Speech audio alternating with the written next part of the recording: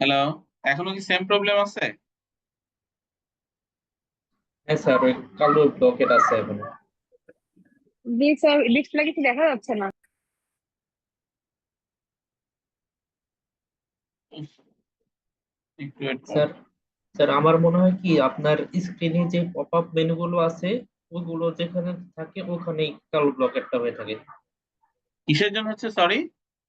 এই স্ক্রিনের উপর যে পপ আপ মেনুটা আছে, যেমন আমাদেরকে দেখা যায় যেখানে, বা আপনার ছবিটা যেখানে দেখা যায়, বা আপনি যখন চ্যাট বক্স ওপেন করেন ওই অংশটুকু ব্লক হয়ে থাকে।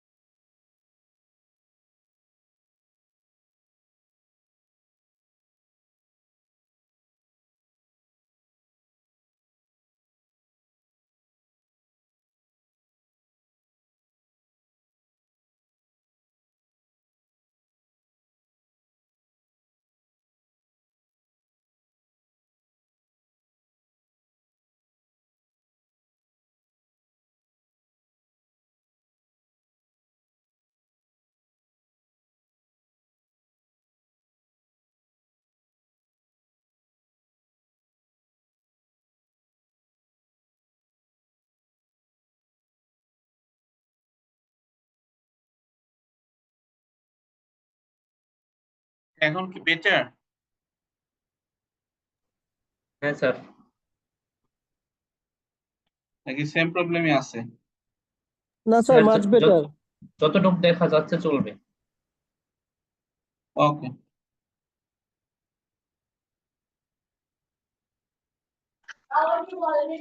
স্যার লাস্টের ম্যাথটা একটা প্রশ্ন ছিল স্যার। জি বলেন।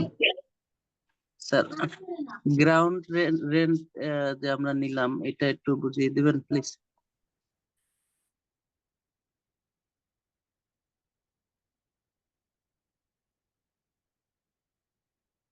হ্যাঁ বলেন, কোশ্চেনটা কোথায় বলেন। স্যার গ্রাউন্ড রেন্ট এটা বুঝিনি স্যার। আচ্ছা, গ্রাউন্ড এটাকে রেন্ট হলো যে আপনার আমি থিওরিতে দিনটা আলোচনা করছি, সেখানে বলছিলাম গ্রাউন্ড মানে মাটি ভাড়া। এটা হলো যে সাধারণত এই সরকারি যে আপনার ল্যান্ড গুলো যেগুলো লিজ দিয়ে থাকে, যেমন আমাদের যে হলো আপনার গুলশানের, যেমন গুলশান বনানী, এখানে গভর্নমেন্ট বিভিন্ন রকম ভাবে প্লট বরাদ্দ দিয়েছিল। সেই প্লট বরাদ্দের সময় সাধারণত প্লট বরাদ্দ দিয়ে থাকে 99 ইয়ার্স এর লিজ দিয়ে থাকে। তা এই লিজের সময় একটা গ্রাউন্ড রেন্ট ধরা হয়, এই খুবই সামান্য, মনে করেন 2 টাকা অথবা 4 টাকা অথবা 5 টাকা এরকম একবারে ওই টাকাটা নিয়ে নেওয়া হয়, এটাকে বলা হচ্ছে গ্রাউন্ড রেন্ট। আবার অনেক সময় যেগুলো আমরা অনেক সময় দেখি যে ফ্ল্যাট ওনারদের কাছ থেকে, অথবা সরি, আমরা অনেক সময় যে ফ্ল্যাট কিনে থাকি না, সেই সময় ফ্ল্যাট কেনার সময় আমাদেরকে এরকম কি বলে একটা গ্রাউন্ড রেন্ট দিতে হয়, যে একটা সাধারণত ফ্ল্যাট রেন্টের জন্য আপনার এগুলো লিজ হয় হলো 99 বছরের লিজ। যদি রিসেন্ট ডেজে এখন সাব কাবলা, অর্থাৎ একবারে রেজিস্ট্রি করা হয়ে যায়, আর কোনো কিছু থাকে না। বাট সাধারণত আগে যেগুলো হতো, ইভেন এখন যে পূর্বাচলে যেগুলো হয়েছে, অথবা উত্তরা যে নতুন ফেজ গুলোতে হয়েছে, অথবা উত্তরাতে যেগুলো হয়েছে, সবই আপনার 99 ইয়ার্স এর লিজ। ঠিক আছে। তো এই যে লিজের সময় যেটা গ্রাউন্ড রেন্ট বলা হয়, মাটি ভাড়া যেটা বলা হয়, সেটা আপনার এই একবারে নিয়ে নেওয়া হয়, সেটাকে বলা হচ্ছে, সেটা হলো আমাদের অ্যালাউবল এক্সপেন্ডিচার, গ্রাউন্ড রেন্ট বলি এটাকে আমরা। ঠিক আছে। জি স্যার, ঠিক আছে, থ্যাংক ইউ। ওকে। আর গত ক্লাসে আমি যেটা বুঝছিলাম যে আমরা রিপেয়ার এবং মেইনটেনেন্স এর উপরে একটা পার্সেন্টেজে 30% বা 25% এই যে অ্যাডমিসেবল এক্সপেন্স হিসেবে আমরা নিব। তো তার মধ্যে তার থেকে যদি আমরা আদার্স এক্সপেন্স গুলা কম হয়, তো ওই ব্যালেন্স ফিগারটাকে আমরা স্পেশাল ইনকাম হিসেবে নিব। হ্যাঁ, স্যার মানে ঠিকটা কি আনএক্সপেন্ডেড এরকমই? পার্টটুকু। হ্যাঁ হ্যাঁ, সে মনে করেন আমরা রিপেয়ার মেইনটেন্যান্সে আমাদেরকে একটা 25% ফর রেসিডেন্সিয়াল পারপাস যদি হয়, তাহলে 25% আমাদের টোটাল রেন্টাল ইনকামের, অর্থাৎ রেন্টাল ইনকামের 25%। আর যদি কমার্শিয়াল পারপাস হয়, তাহলে হলো 30% অফ দ্য রেন্টাল ইনকাম। আমাদের সেটা হলো অ্যালাউবল এক্সপেন্ডিচার হিসেবে ট্রিট হয়। বাট এর মধ্যে যদি এক্সপেন্সেস গুলো দেওয়া হয় না এই, তাহলে এই রিলেটেড এক্সপেন্ডিচার গুলো যদি আপনার এই যে পরিমাণ অ্যালাউবল লিমিট আছে তার থেকে যদি কম হয়, তাহলে আপনার এক ওই অ্যাকচুয়াল এক্সপেন্ডিচার থেকে আপনার এই অ্যালাউবল এক্সপেন্ডিচারটুকু বাদ দিয়ে, মানে এর দুটো যে ডিফারেন্স অ্যামাউন্টটা, সেটুকু আনএক্সপেন্ডেড অ্যামাউন্টটুকু আমার ইনকাম হিসেবে ট্রিট হবে। আবার মনে করেন যে সে আপনার 1,25,000 টাকা আপনার 25% ক্যালকুলেশন করে আসলো, কিন্তু আপনার অ্যাকচুয়াল এক্সপেন্ডিচার হয়েছে হলো 1,30,000 টাকা। তখন কিন্তু আর আমাদের এই এক্সেস পেমেন্ট যেটুকু করছি তার জন্য কিন্তু আর অ্যালাউবল হবে না। এটাকে শুধুমাত্র লিমিট দিয়ে আছে যে আপনার ওই, যেটা আমি বললাম, 25% of total rental income for commercial, for residential purpose, আর হলো 30% of the of total rental income, total rental value আপনার, if it is use for the commercial purpose. তাহলে সেক্ষেত্রে এইটার বাদ, এর থেকে যে এক্সপেন্ডিচারটা আপনার হলো বাদ দেওয়া হবে, অর্থাৎ এখানে অ্যালাউবল লিমিটটা আছে, সেই লিমিটটা থেকে আমরা দেখবো যে আমার টোটাল এক্সপেন্ডিচার কতটুকু এই রিলেটেড। সেটা যদি আমাদের এই অ্যালাউবল লিমিট থেকে বেশি হয়, তাহলে কোনো অ্যাকশন নাই, বাট অ্যালাউবল লিমিট থেকে কম হলে সেটা আমাদের স্পেশাল রেন্ট ইনকাম হিসাবে ইনক্লুড করা হবে। ওকে। জি স্যার, তো এই 2 নাম্বার অঙ্কটা কি আমাদের তো তাহলে স্যার মানে স্পেশাল না, দুই ইনকাম? নম্বর অঙ্কটা যেহেতু যদি আমাদের এক্সপেন্ডিচার আছে, কিন্তু আমাদের যেহেতু মানে কোশ্চেনে আরো কিছু ইনফরমেশন থাকে, ওই ইনফরমেশন গুলো নাই বলে আমরা আসলে সেটাকে আমরা ইয়ে করি, মানে এটাকে কনসিডার করি নাই। আমরা মনে করতেছি আরো হয়তো এক্সপেন্ডিচার যেগুলো আছে সেগুলো হয়তো এখানে দেয় নাই। বাট আপনাদের যদি কোশ্চেনে যদি এরকম কোনো রেফারেন্স দেওয়া থাকে যে আনএক্সপেন্ডেড অ্যামাউন্ট তো তোমরা হলে এগুলো ট্রিট করবা, অথবা কোশ্চেনের ধাঁচে আপনাদেরকে বুঝতে হবে যে তারা আসলে টোটাল বলে দিল যে রিপেয়ার এন্ড মেইনটেনেন্স এর আন্ডারে এত টাকা এক্সপেন্সেস হয়েছে, তখন আপনাদেরকে অবশ্যই ট্রিটমেন্টটা ধরে নিতে হবে যে আনএক্সপেন্ডেড অ্যামাউন্টটুকু আমাদের ইনকাম হিসেবে ট্রিট করতে হবে। ঠিক আছে? জি স্যার, ঠিক আছে। আর ওকে, যদি আমাদের খরচ অ্যাকচুয়াল বেশি হয়ে থাকে কিন্তু ওই তাহলে কোনো 25% ট্রিটমেন্ট নাই, থেকে কোনো ট্রিটমেন্ট ট্রিটমেন্ট নাই, নাই। কিন্তু জি আমরা তো জি, স্যার ওই 25% বা 30% এর বেশি খরচ দেখাইতে পারবো না। না না না, ওটা অ্যালাউবল লিমিট, ওটার বাইরে আমরা দেখতে পারবো না। আচ্ছা, thank you sir, thank you. Okay, আমরা এখন আজকে আমাদের ইনকাম ফ্রম রেন্ট শেষ। আমরা আজকে যাচ্ছি হলো এগ্রিকালচার ইনকাম, অর্থাৎ কৃষি হইতে আয় আমাদের। এটা খুব একটা বড় না, মোটামুটি ছোট, বাট আমাদের এখান থেকেও হলো ছোটখাটো কোনো অঙ্ক আসতে পারে অথবা থিওরি আসতে পারে, সুতরাং আমাদেরকে এটাও আমাদের দেখতে হবে। কৃষি হতে হয় আমাদের সেকশন 40, এটা হলো ইনকাম ট্যাক্স অ্যাক্ট 2023 সেকশন 40 থেকে সেকশন 44 পর্যন্ত আমাদের হলো ইনকাম ফ্রম এগ্রিকালচার হলো আলোচনা করছে এবং সেকশন গুলো রিলেটেড। তাই এখানে কিছু আমাদের কিছু রুল আছে ইনকাম ট্যাক্স, আপনার ইনকাম ট্যাক্স রুলস 1984 এর কিছু রুলস আছে, এবং আমাদের 6 শিডিউলের পার্ট 2 দুইটা হলো আপনার ক্লজ আছে, সেই দুইটা ক্লজও আমাদের এগ্রিকালচার ইনকাম রিলেটেড এই আলোচনায় আসবে। আমরা প্রথমে সেকশন 40 আলোচনা করি। প্রথমে বলা হচ্ছে যে এগ্রিকালচার ইনকাম বলতে আসলে আমাদের কি বোঝায়। আমি প্রথমে একটু বাংলায় কথা বলি, সেটা হলো আমি সরাসরি আমাদের এক থেকে বলি। কৃষি হতে আয় বলতে বোঝাচ্ছে তিনটে মোট পয়েন্ট বলা হয়েছে। একটা হলো কোনো ব্যক্তির কৃষি সম্পর্কিত কার্যাবলী হইতে অর্জিত আয় কৃষি হইতে আয় হিসাবে শ্রেণীবদ্ধ হবে। অর্থাৎ যদি আমাদের ইনকাম হয় যে কোনো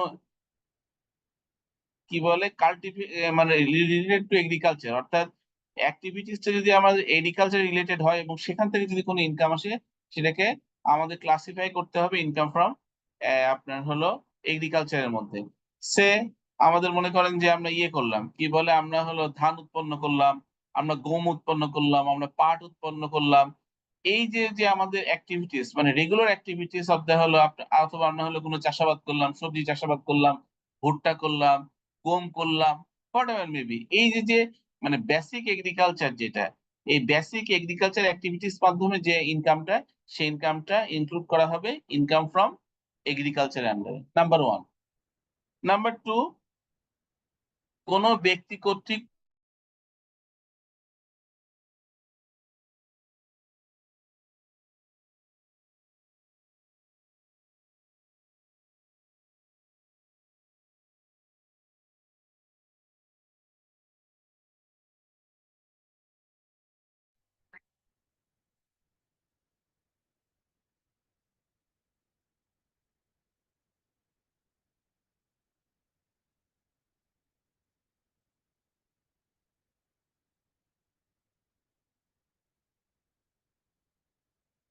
ক্লাস কি অফ হয়ে গিয়েছিল নাকি?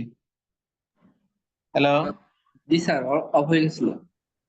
ওকে, আমি কোন পর্যন্ত গেছি আমার খেয়াল নেই। জি স্যার, আচ্ছা, নেট যেটা নেট বলছিলাম যে সমস্যা 40, করে। কি বললেন রাসেল, আমি শুনতে পাচ্ছি না। মানে আমার কথা কি ক্লিয়ার আসতেছে না? হ্যাঁ স্যার, ক্লাস শোনা যাচ্ছে এখন। ওকে ওকে, বলছিলাম যে আমাদের যে হলো আপনার ইয়ে আছে, কি বলে, রাবার এবং টি, এটার যে প্রোডাকশন এবং প্রসেস করা হয় দুইটা ক্ষেত্রে, শুধুমাত্র টি অর্থাৎ চা এবং রাবার প্রক্রিয়া উৎপাদন ও প্রক্রিয়াজাতের মাধ্যমে যে ইনকামটা হয়, সেই ইনকামটাকে, সেই প্রসিডকে দুই ভাগে ভাগ করা হয়। তার মানে এর মধ্যে একটা অংশ যাবে হলো বিজনেস ইনকাম, একটা অংশ যাবে হলো ইনকাম ফ্রম এগ্রিকালচার। তাহলে কোন অংশটা বিজনেস ইনকামে যাবে? সেটা হলো যে যেই আমি প্রসিডটা পাচ্ছি, যেমন আমি যদি চা বাগানের কথা বলি, চা বাগানে আপনার চা কি করা হয়, চা প্রথমে চা গাছ লাগানো হয়, চা গাছ লাগানোর পরে চা পাতা পিক করা হয়, সেটা আবার কিন্তু প্রসেস করতে হয়, প্রসেস করে একটা পর্যায়ে নেওয়ার পরে আপনাকে সেটা অকশনে অথবা অকশনে বিক্রি করা হয়। সাধারণত চা পাতা হলো অকশনে বিক্রি করে। এই যে আপনার প্রথম হলো চা উৎপাদন করলো এবং তারপরে যে প্রক্রিয়াজাত করলো, এই টোটাল প্রসিড থেকে যে ইনকামটা আসবে, সেই ইনকামটা হলো 40% হবে হলো আমাদের বিজনেস ইনকাম এবং 60% হবে হলো আমাদের ইনকাম ফ্রম এগ্রিকালচার অথবা এগ্রিকালচার ইনকাম হবে।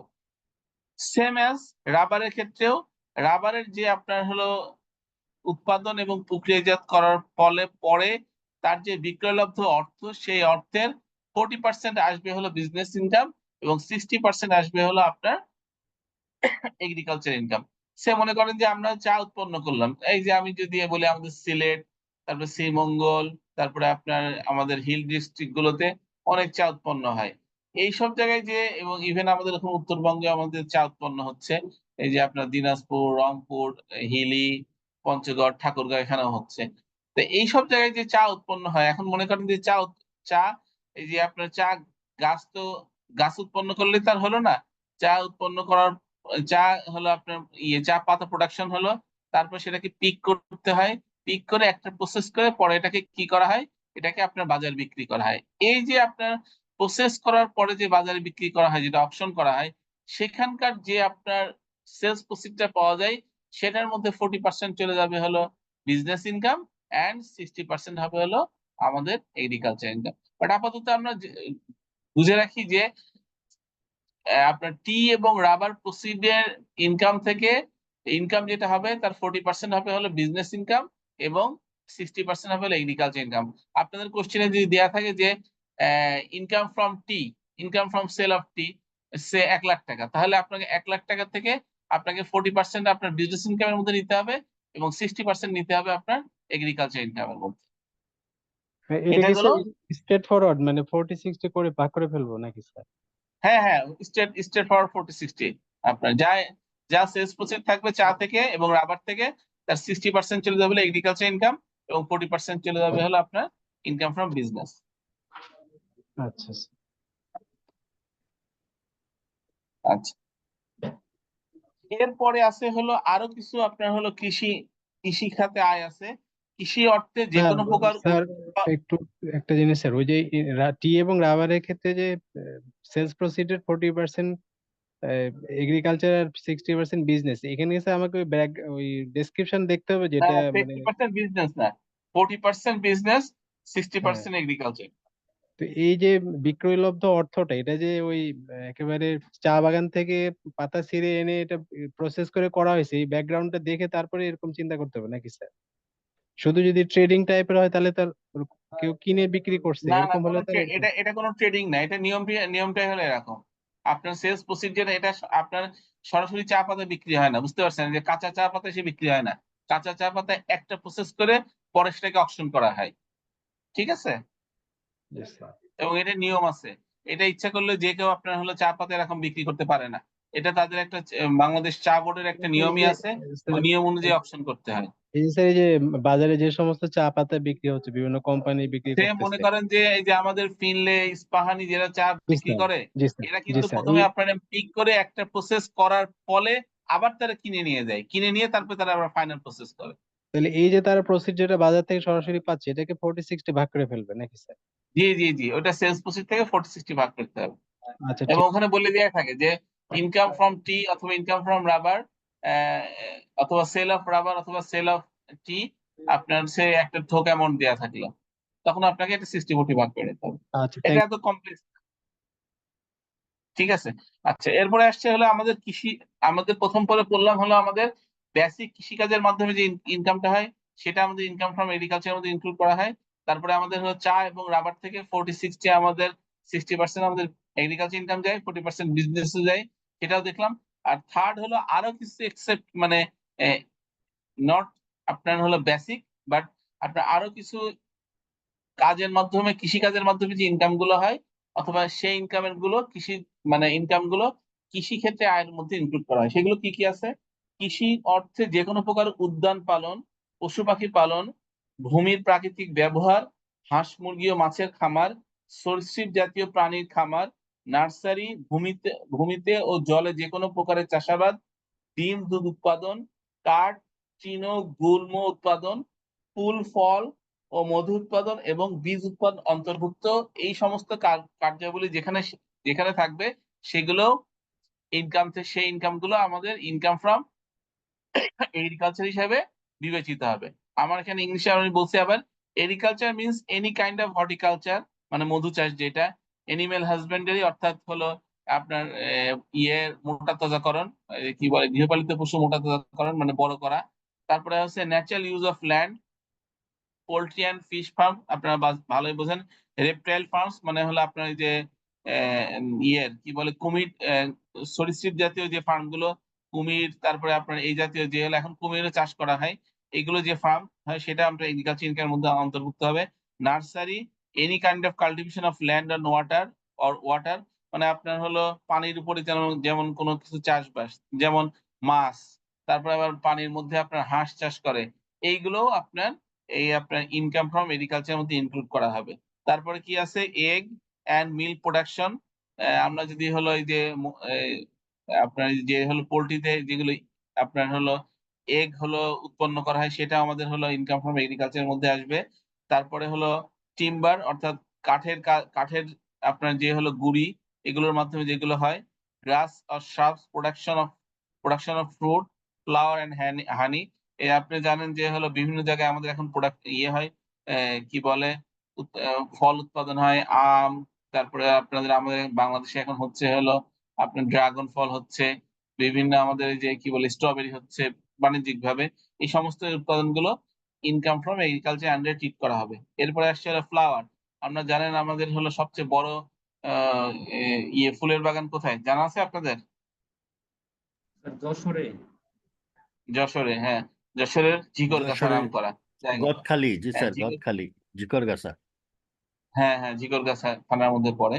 এটা আপনার কি বলে এই যে এটাও কিন্তু বাণিজ্যিক ভাবে চাষাবাদ করে আপনার হলো এই ইয়ে উৎপাদন করা হচ্ছে, ফুল উৎপাদন করা হচ্ছে, সেটা ইনকাম ফ্রম এগ্রিকালচার আন্ডারে আসবে। হানি, মধু, এখন কিন্তু বাণিজ্যিক ভাবে মধু চাষ করা হয়, সেটাও হলো আপনার এগ্রিকালচার ইনকামের মধ্যে আসবে। Production of seeds also also be included, অর্থাৎ বাণিজ্যিক ভাবে যদি আপনি হলো এই যে বীজ উৎপাদন করেন, কিসের বীজ হতে পারে, ধানের বীজ হতে পারে, গমের বীজ হতে পারে, পেঁয়াজের বীজ হতে পারে, রসুনের বীজ হতে পারে, যে সমস্ত বীজ, অথবা আপনার কি বলে এই যে বিভিন্ন গাছের হলো আপনার হলো ইয়ে কি বলো ছোট ছোট ওই যে নার্সারির মধ্যে যে আপনার হলো ইয়েগুলো করে কি বলে আপনার ছোট ছোট গাছ উৎপন্ন করে, সেগুলো সমস্ত ইনকাম গুলো আমাদের ইনকাম ফ্রম এগ্রিকালচার আন্ডারে ইনক্লুড হবে। এটাই হলো মানে এই সমস্ত প্রকার রিলেটেড ইস্যু থেকে যে ইনকামটা, সেটা ইনকাম ফ্রম এগ্রিকালচার হিসেবে আসবে। এরপরে আছে হলো এতক্ষণ গেল হলো জেনারেল বিজনেস ইনকাম, এখন হলো আমাদের হবে special agriculture income, sorry general আপনার এগ্রিকালচার ইনকাম গেল, এখন হলো স্পেশাল এগ্রিকালচার ইনকাম। সেকশন 41-এ আমাদের বলা হয়েছে, without prejudice to section 40 of income tax act 2023, the provision of section 41 shall apply to compute special agriculture income, অর্থাৎ আমাদের এই সেকশন 40-তে যাই বলা থাকুক না কি জন্য, ওইটাকে অক্ষুণ্ণ রেখে আমাদের সেকশন 41টা অ্যাপ্লাই হবে কিসের জন্য, স্পেশাল এগ্রিকালচার ইনকাম কম্পিউট করার জন্য। তাহলে আমরা দেখি স্পেশাল এগ্রিকালচার ইনকাম মধ্যে কি কি আসবে। অ্যাজ পার সেকশন 41 এর সাবসেকশন 2 অনুসারে, if an asset is sold in any income year having been used by an assessee for agriculture purpose under section 40, it shall computed as follows, অর্থাৎ আমাদের যদি কোনো একটা আপনাদের অ্যাসেট এগ্রিকালচার রিলেটেড কাজে use করা হয় এবং সাবসিকুয়েন্টলি সেটা যে কোনো কারণে আপনার টেকনোলজি ইনোভেশন কারণে, অথবা আপনার নষ্ট হয়ে যাওয়ার কারণে, অথবা আপনার সেটাকে মনে করেন যে আপলিফট করার কারণে, যে কোনো কারণে যদি সেটাকে সোল্ড করার অথবা ডিসপোজ অফ করার প্রয়োজন হয়, তাহলে সেটা ডিসপোজ অফ করে যে আপনার ওই ওই অ্যাসেটটা সোল্ড আউট অথবা ডিসপোজ অফ করে যে ইনকামটা আসবে, সেটা আপনার কি করতে হবে, এগ্রিকালচার ইনকামের মধ্যে ইনক্লুড করতে হবে। বাট কিভাবে এবং কিভাবে কম্পিটিশন হবে তার আপনার মোডটা দেখানো হয়েছে। এই প্রথম কথা হলো যে আমাদের শর্ত এখানে কিন্তু প্রথম শর্ত হলো যে ওই অ্যাসেটটা is being was being use for the agriculture purpose. ওইটা যে যদি এগ্রিকালচার পারপাস ইউজ না হয় তাহলে কিন্তু হবে না। যেমন এগ্রিকালচার পারপাস, এগ্রিকালচার সাধারণত কি কি হতে পারে, ট্রাক্টর হতে পারে, সেচ যন্ত্র হতে পারে। এখন আপনাদের অত্যাধুনিক মেশিন বানাইছে যে আপনার হলো ওই যে কি বলে ইয়ে কেটে দেয়, কি বলে ধান মাড়াই করে দেয়, ধান তারপরে বীজ বীজ লাগাই দেয়, তারপরে ধান আপনার হলো কি বলে কেটে দেয়। অনেক অত্যাধুনিক আপনার হলো আমাদের মেশিনারি এসছে এগ্রিকালচারের জন্য। অথবা আপনার হলো চাষাবাদ করার জন্য যে ট্রাক্টর আছে, সেই এই যে স্পেশালি যে আপনার অ্যাসেট গুলো যেগুলো আপনার সাধারণত এগ্রিকালচারে ইউজ করা হয়, এই অ্যাসেট গুলো কোনো সময় যদি একটা ডিসপোজ অফ করার প্রয়োজন হয়, তাহলে সেটা বিক্রি করার ফলে যে ইনকামটা হয় সেটা এগ্রিকালচার ইনকামের মধ্যে ইনক্লুড করা হবে। বাট কিভাবে হবে? If the sales proceed is more than the acquisition value. অর্থাৎ প্রথম কথা হলো যে, যেই আমি অ্যাসেটটা বিক্রি করছি সেই অ্যাসেটের যদি বিক্রয়লব্ধ অর্থ আমাদের পরিসম্পদের অর্জন মূল্য হইতে বেশি হয়, অর্থাৎ আমাদের যে সম্পদটা কিনছি তা সেই সম্পদের যে পারচেজ প্রাইস যে সময় আমরা কিনছি, সে মনে করেন এটা 5 বছর আগে কিনছি, যদি 5 বছরের যে অ্যাকুইজিশন কস্ট ছিল সেই অ্যাকুইজিশন কস্টের থেকে বেশি হলে সেখানে দুইটা গেইন হবে, দুইটা ইনকাম হবে। কি কি ইনকাম? একটা হবে ইনকাম ফ্রম ক্যাপিটাল গেইন এবং আরেকটা হবে ইনকাম ফ্রম এগ্রিকালচার। আচ্ছা, এখানে আমাদের লিজেন্ড বলে দিছে যে এ মাইনাস বি। এ সমান কি কি আছে? এ সমান sales proceed of the asset এবং বি সমান acquisition value of the asset. তার মানে আমি এই অ্যাসেটটা যে কয় টাকা দিয়ে বিক্রি করছি সেই টাকা মাইনাস এর যে পারচেজ প্রাইস ছিলাম, যে যদি 5 বছর আগে বিক্রি কিনে থাকি অথবা 10 বছর আগে কিনে থাকি, যে প্রাইসটাই হোক না কি জন্য, সেই প্রাইসটা মাইনাস করার ফলে যে ইনকামটা আসবে সেটা হবে হলো ক্যাপিটাল গেইন। অর্থাৎ আমি যদি একদম সংক্ষিপ্ত ভাবে বলি, সেলস প্রসিড থেকে আপনার purchase price of the acquisition যদি বেশি হয়, তাহলে তখন আমাদের কি হবে? আমাদের আম, কি বলে ক্যাপিটাল গেইনের কোশ্চেন আসছে। অর্থাৎ আমরা যে টাকা দিয়ে আমরা মেশিনটা কিনছিলাম অথবা আপনার ইকুইপমেন্টটা কিনছিলাম, সে টাকার চেয়ে বেশি দামে বিক্রি করি, তাহলে ক্যাপিটাল গেইন ইস্যু কামস। আচ্ছা, নেক্সট ওয়ান হলো হলো ইনকাম ফ্রম এগ্রিকালচার। তারপরে আরেকটা ইনকাম আসবে, এখানে এগ্রিকালচার ইনকাম আসবে। এগ্রিকালচার ইনকামটা কিভাবে বার করবো? B is equal to acquisition value of the asset minus C is equal to written down value of the asset after allowing depreciation. অর্থাৎ আমাদের অ্যাকুমুলেটেড ডেপ্রিসিয়েশনটা চার্জ করার পর যে টাকা আমি থাকবে সেই টাকা আপনার সেই রিটেন ডাউন ভ্যালুটাই আপনার কি হবে, আপনার কি করতে হবে, আমাদের ইনকাম ফ্রম এগ্রিকালচার হিসেবে ট্রিট হবে।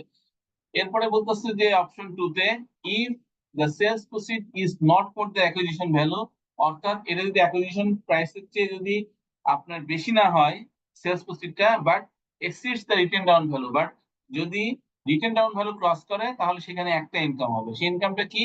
Income from agriculture. A minus C, A is equal to sales proceed of the asset এবং C is equal to written down value of the asset after allowing the depreciation. অর্থাৎ total আমাদের হলো cost price থেকে আমাদের বাদ দিলে, ডেপ্রিসিয়েশনটা accumulated depreciation বাদ দিলে আমরা ডাব্লিউডিভি পেয়ে যাবো। অর্থাৎ ওই বছর শেষে আমাদের রিটেন ডাউন ভ্যালু কত আছে, অর্থাৎ বুক ভ্যালুটা কত আছে, সেটাই হবে হলো আমাদের ইনকাম ফ্রম এগ্রিকালচার।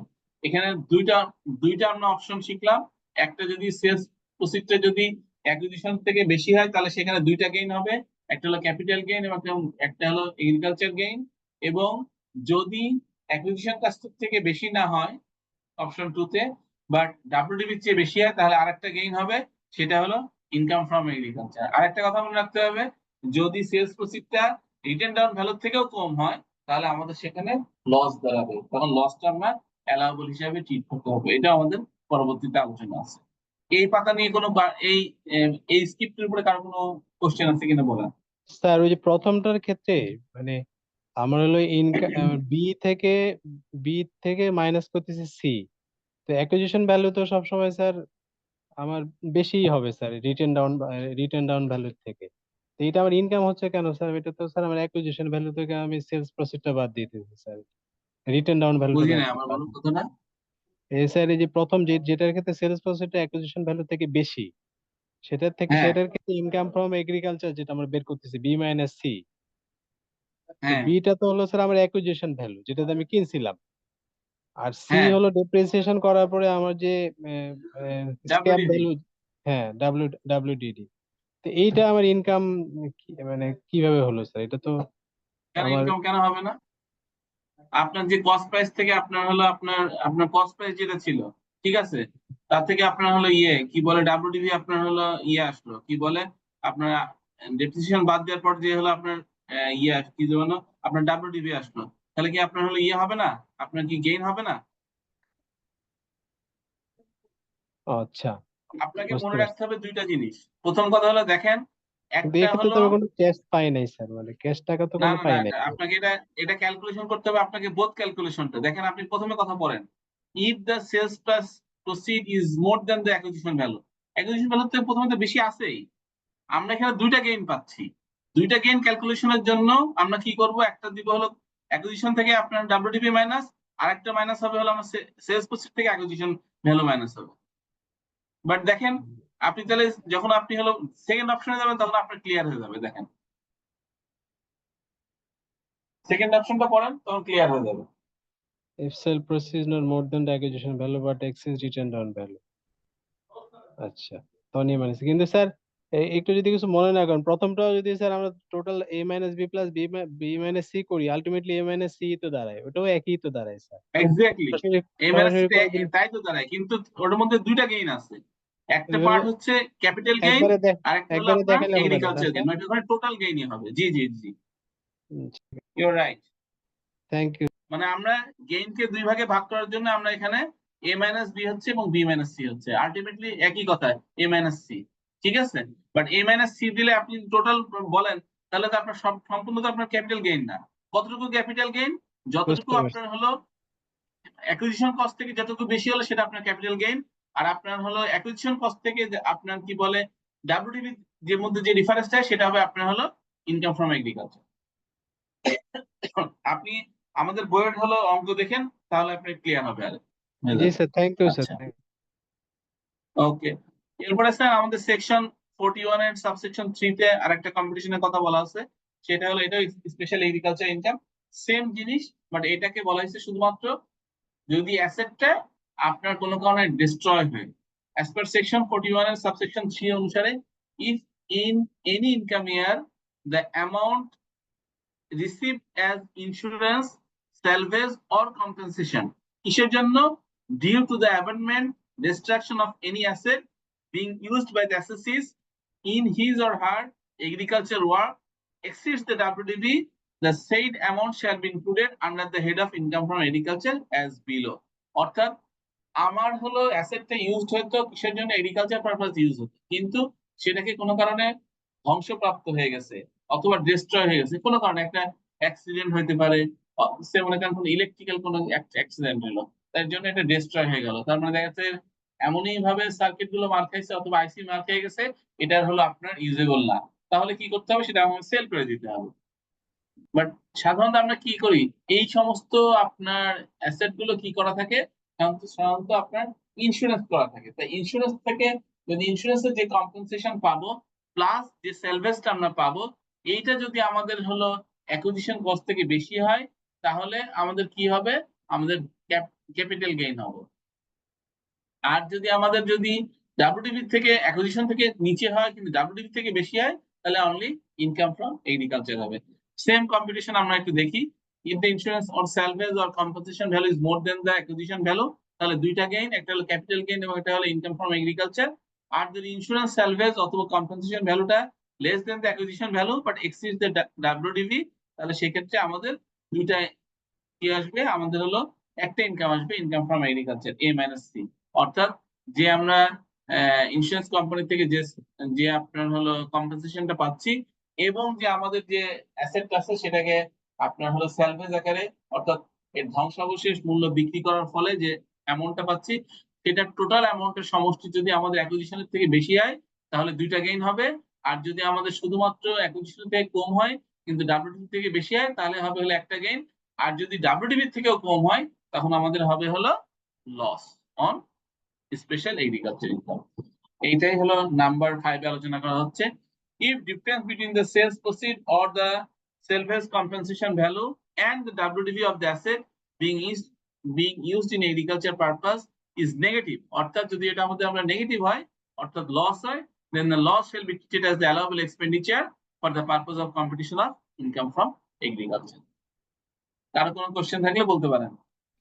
স্যার এখানে তো যে কম্পেনসেশনটা তো ইন্স্যুরেন্স থেকে পেলাম, এর সাথে ডাব্লিউটিপি যোগ করবো, আর স্যালভেজটা কোনটা স্যার? এটাও বিক্রি করে যেটা পাবো সেটা নাকি? স্যালভেজটা মানে আপনার হলো এই যে কি বলে, আপনার একটা অ্যাসেট আপনি হলো মনে করেন ইউজ করতেছেন, সে একটা আপনার ট্রাক্টরই, ট্রাক্টরটা কোনো কারণে নষ্ট হয়ে গেছে।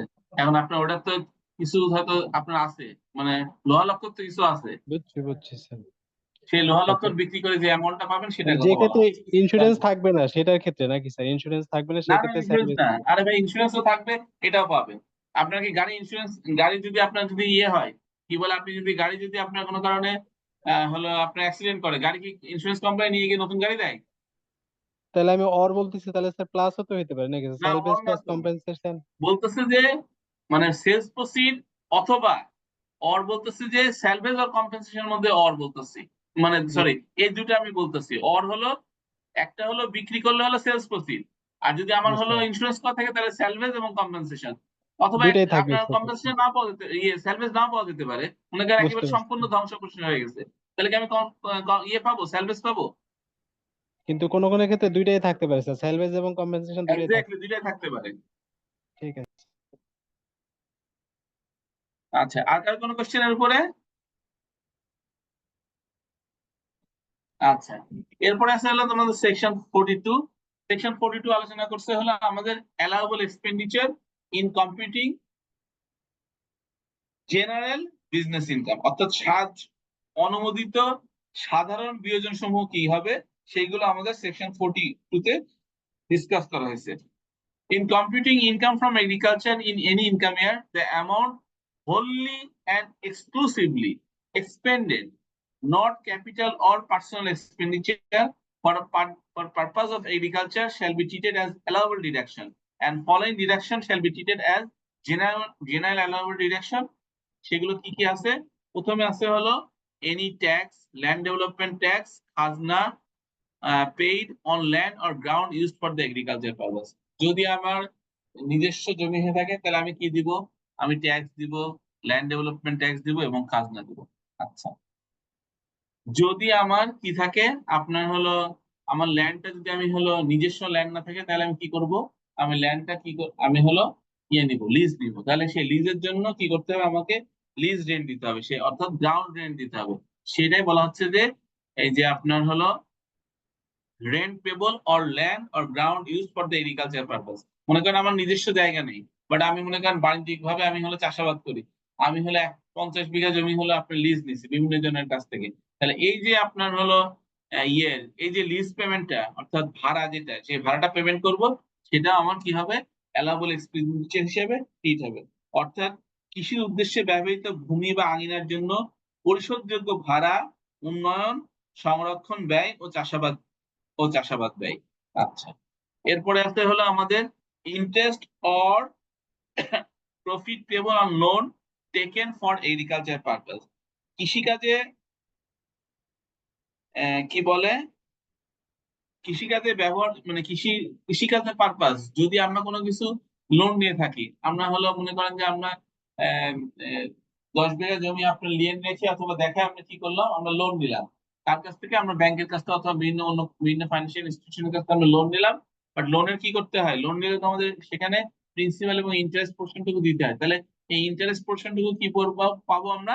অ্যালাউবল ডিডাকশন হিসেবে আমরা নিতে পারবো। এরপরে আছে হলো repair and maintenance of machinery and equipment used for agriculture purpose, rewarding of livestock for cultivation, processing or transport related expenditure। অর্থাৎ আমরা যে হলো বিভিন্ন রকম ইকুইপমেন্ট ইউজ করি, সে মনে করেন যে ট্রাক্টর ইউজ করি, তারপরে আপনার সেচ যন্ত্র ইউজ করি, তারপরে আপনার এখন হলো বীজ অটোমেশন বীজ লাগাই, সেগুলো ইউজ করি।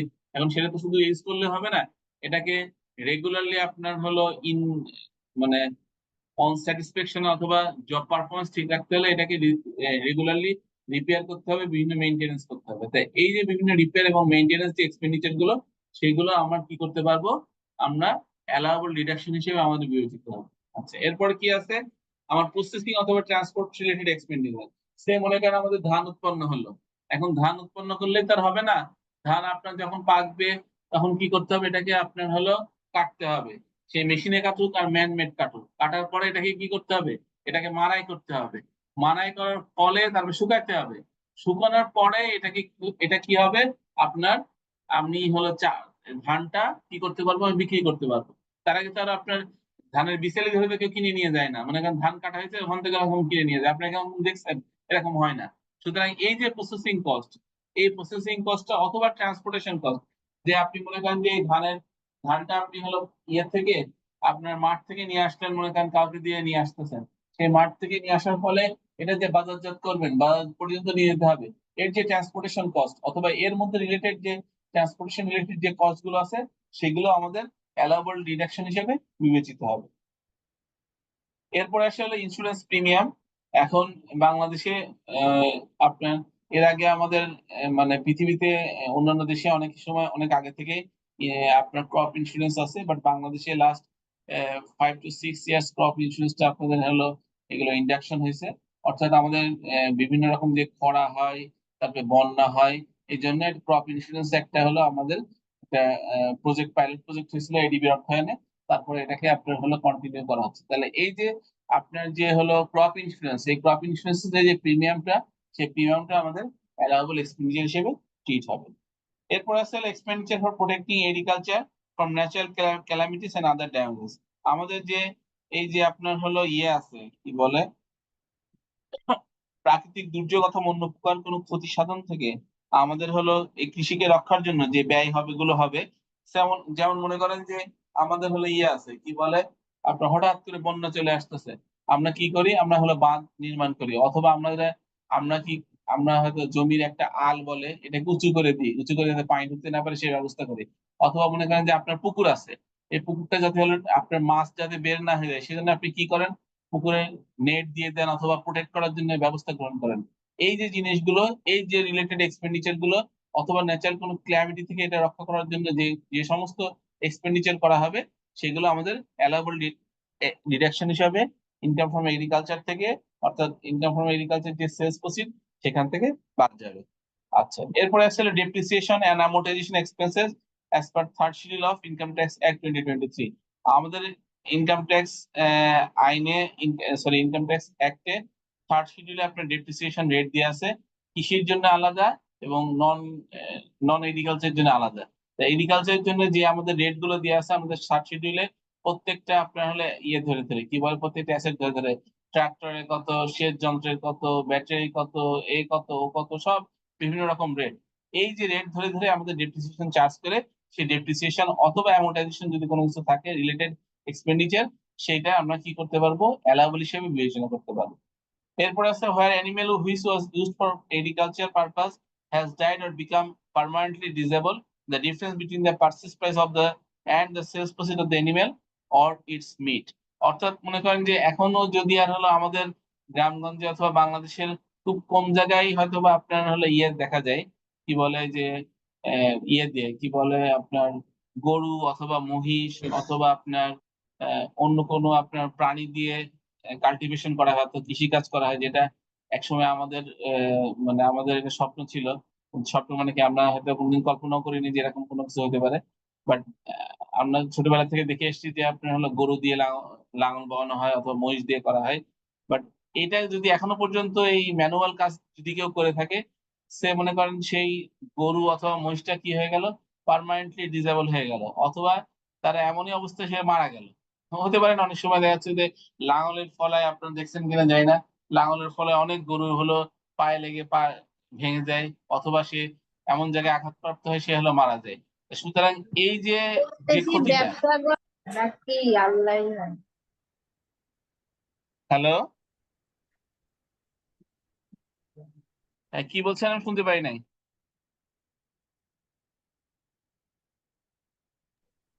উনি সম্ভবত আচ্ছা, আনমিউট হয়ে গেছিল। কে কোশ্চিন কে করছে, আশিক? স্যার কোশ্চিন করে নেয়, হয়তো আনমিউট হয়ে গেছিল। ওকে ওকে ওকে ওকে, ঠিক আছে। যেটা বলছিলাম যে যদি এগ্রিকালচার পারপাস হলো আমাদের কোনো এনিমেল ইউজ করা হয় এবং সেই এনিমেলটা যদি পার্মানেন্টলি ডিসেবল হয়ে যায় অথবা মারা যায়, তাহলে এর যে লসটা, তাহলে সেই লসটা কি করব, আমাদের অ্যালাউবল এক্সপেন্ডিচার হিসেবে নেব। অনেক সময় দেখা যায় যে আপনার দেখা যাচ্ছে যে ফুল লস হয় নাই, এমন অবস্থা হয়ে গেছে গরুর পা একটা ভেঙে গেছে, আমরা অনেক সময় কি করি, এই কৃষক তাড়াতাড়ি এটাকে জবাই দিয়ে কিছু মাংস বিক্রি করে হয়তো কিছু টাকা পয়সা পেলো, যাতে আপনার লসটা কিছু হলেও করে। দেখা যাচ্ছে যে আপনার একটা মহিষ কিনতে 1 লাখ টাকা লাগছে, সে জবাই করে যাচ্ছে, সে 50,000 টাকা পর্যন্ত রিকভারি করতে পারলো। তাহলে 50,000 টাকার পরে যে আর যে 50,000 টাকা আর থাকবে, মানে হলো আপনার লস হলো, সেই 50,000 টাকা সে কি অ্যালাউবল এক্সপেন্স হিসেবে চার্জ করতে পারবে। কোথায়? আপনার ইনকাম ফ্রম সেলস প্রসিড থেকে অ্যালাউবল এক্সপেন্স হিসেবে চার্জ করতে পারবে। আচ্ছা, এরপরে বলা হচ্ছে যে any expenditure not in capital nature, অর্থাৎ ক্যাপিটাল নেচারের নয়, incurred in connection with a visit abroad as a member of any government sponsored agriculture delegation, অর্থাৎ আমাদের দেশে দেখা যায় এখন বিভিন্ন রকম এই যে আপনার ইয়ে হয় কি বলে এগ্রিকালচার বিভিন্ন মেলা হয়, গভর্নমেন্টের ডেলিগেশন হয়ে যায়, যারা বাণিজ্যিক ভাবে কৃষি কাজ করে তারা আপনার এই যে দেখবেন যে সাধারণত চায়নাতে, থাইল্যান্ডে, ভিয়েতনামে, মালয়েশিয়াতে অথবা আপনার বিভিন্ন জায়গায়, যেসব জায়গায় আসে ব্রাজিলে, সব জায়গায় মানে কৃষির জন্য বিখ্যাত, এসব জায়গায় তারা মানে এগুলো প্রসেস দেখার জন্য, অথবা তারা কিভাবে কাল্টিভেট করে, অথবা তারা আপনার কিভাবে আরো ডেভেলপ ওয়েতে হলো বিভিন্ন রকম আমাদের আমরা কাজ করতে পারি এটা দেখার জন্য অনেক সময় গভর্নমেন্টের ডেলিগেশন হয়ে কোথায় বাইরে যায়, বিভিন্ন আপনার ফরেন ট্যুরে যায়, কিসের জন্য? ভিজিট করার জন্য, এগ্রিকালচার ডেলিগেট হয়। তাহলে এই যে এক্সপেন্ডিচার গুলো, কারণ গভর্নমেন্টের ডেলিগেশন হয়ে যায়, কিন্তু গভর্নমেন্ট আর টাকা দেয় না, টাকা তার নিজেকে বেয়ার করতে হয়। তো এই যে টাকা যেটা বেয়ার করলে সেটাকে অ্যালাউবল এক্সপেন্স হিসেবে আপনার কি করা যায়? ক্লেম করা যাবে। আচ্ছা, এরপরে আসছে any expenditure incurred on training to Bangladeshi citizen related to such scheme as approved by the board. আবার অনেক সময় দেখা যায় আমাদের যে বাংলাদেশে দেখবেন যে ইয়েতে ফার্ম গেটে আমাদের খামার বাড়ি আছে, সেই খামার বাড়িতে মানুষের ট্রেনিং হয়।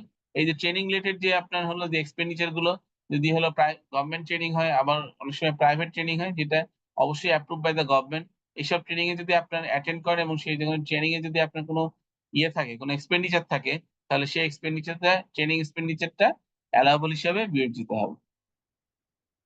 Last and final, expenditure incurred in conducting scientific research related to agriculture or expenditure incurred in conducting such scientific research whereby the research is conducted wholly and exclusively for the purpose of agriculture development of the taxpayer in Bangladesh. আপনারা জানেন যে এখন যারা আপনার হলো বাণিজ্যিক ভিত্তিতে কৃষি কাজ করে, যে যেমন হলো আমাদের কাজী, তারপরে আপনার এই যে গোল্ডেন হারভেস্ট, এরকম অনেকেই আছে বড় বড় কোম্পানি, তারা হলো কি করে কৃষি মানে বাণিজ্যিক ভিত্তিতে তারা কৃষি কাজ করে, এবং সেগুলো যে তারা এর জন্য কি করে, তাদের একটা সায়েন্টিফিক উইং বলা থাকে, যে আপনার একটা হলো এই যে নতুন কিছু গবেষণা করা, পাটের কীটতত্ত্ব আবিষ্কার করা, আর তারপরে আমাদের হলো কি বলে চালের হলো নতুন কোনো কীটতত্ত্ব আবিষ্কার করা, অথবা নতুন কোনো আপনার জাত উদ্ভাবন করা, অথবা এই রিলেটেড আরো বিভিন্ন রকম যে ফলমূল আছে সেখানে রিসার্চ করা।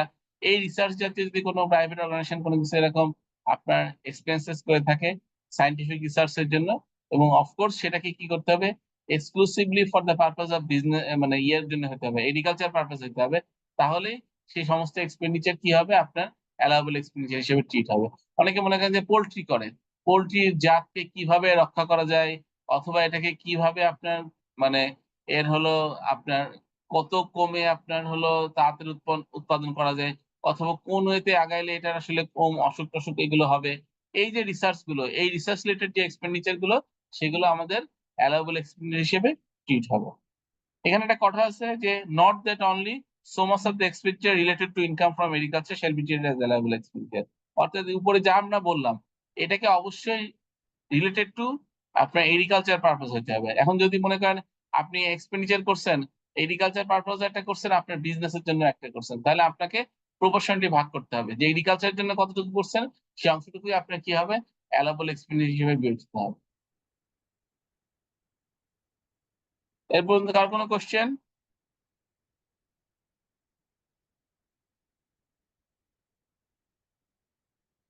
আচ্ছা, সোফার কোনো কোশ্চেন নাই। আচ্ছা, এরপর আসতেছে আমাদের special deduction in case of non maintenance of books of accounts. যদি আমাদের বুকস অফ অ্যাকাউন্টস মেনটেন না করা হয়, অর্থাৎ আমাদের মনে করেন যে আমাদের বাংলাদেশ তো এখন ডেভেলপিং কান্ট্রি, যদি আমরা বলি যে আমরা নিম্ন মধ্যবিত্ত আয়ের দেশ হয়ে গেছি, কিন্তু এখনো পর্যন্ত আমাদের গ্রামগঞ্জে ওই এই শুরু হয় নাই, কি বলে এখনো পর্যন্ত আপনার 100% আমরা আমাদের কৃষকরা অথবা আমাদের যারা এখনো পর্যন্ত এর সাথে রিলেটেড সবাই যে 100% বুকস অফ অ্যাকাউন্টস মেনটেন করে, এটা আশা করাও ঠিক না, আর এটা হয় না সাধারণত। তাহলে কি হবে? এখানে আমাদের স্পেশাল একটা ডিডাকশনের ব্যবস্থা আছে। সেই ডিডাকশনটা কি? According to section 43 of income tax act 2023, where it appears that, যখন এটা মনে হবে তার কাছে যে এটা প্রতীয়মান হয় যে করদাতা নিয়মিত হিসাব রক্ষণ পদ্ধতি প্রয়োগ করছে না। অর্থাৎ আপনার হিসাব রক্ষণ পদ্ধতি একজন কৃষকের কাছ থেকে আপনি কিভাবে চাইতে পারেন? তারা আসলে জানেই না যে হিসাব রক্ষণ পদ্ধতি কি। সে হলো মনে করেন বড় একজন ইয়ে হয়ে গেছে, কি বলে, কৃষক হয়ে গেছে, কিন্তু he doesn't have any knowledge about আমাদের আইএফআরএস সম্বন্ধে কোনো নলেজ নেই, অথবা অ্যাকাউন্টিং এর বেসিক নলেজ নেই। অর্থাৎ আমরা যে গ্যাপ, বাংলাদেশ গ্যাপ অনুসারে অ্যাকাউন্টিং করবো, অ্যাটলিস্ট রিসিভ পেমেন্ট, তাও জানে নাই। সে মনে মনে হিসাব রাখে কত টাকার বীজ কিনছে, কত টাকার আপনার ইয়ে করছে, আর কত টাকা সে হলো কি বলে আপনার এই ধান বিক্রি করে অথবা গম বিক্রি করে টাকা পাইছে। জাস্ট 3 মিনিটস ব্রেক, আমি একটু আসতেছি জাস্ট।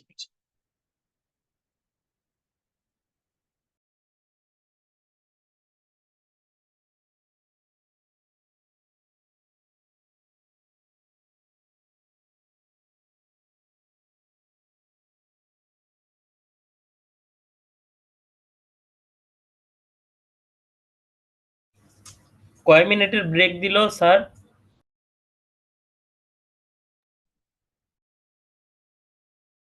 জাস্ট এ মিনিট ভাই।